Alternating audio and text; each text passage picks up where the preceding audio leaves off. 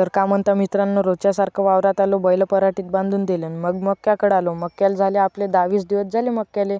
इकडं ज्वारी टाकली होती, 2-3 दिवस झाले ज्वारी टाकलेले. मग इकडं आलो चोपाकडं. इकडं आपण आंब्याकडे लावली चोप. एका जणानं चोप दिली होती तर चोप लावली आपण. चोपाचा काही ब्लॉग टाकू नाही शकला आपण.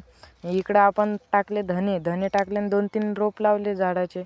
मग वांग्याचे नाही का, मग लावून दिलं पाणी लावा लागत होतं. पाणी लावून दिलं आणि मग पाणी बंद करून आलो. बैलाकडं पाणी पाजले, बैलानं बांधून दिले डबल. मग रंगनाथच्या वावरात आलो. रंगनाथच्या वावरात आपल्याला घ्यायचं होतं तण मक्यामधलं. तर रंगनाथच्या वावरात तर आलो.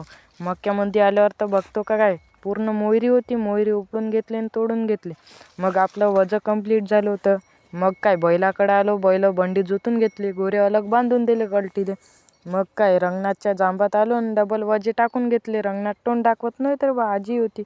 मग वासरायला सोडून दे म्हणलं. वासरं सोडले आणि मग आम्ही निघलो घराकडे जाण्यासाठी. घराकडे आलो, बैलाला टाकून दिला चारा जनावरायला. भेटू मग पुढच्या ब्लॉकमध्ये.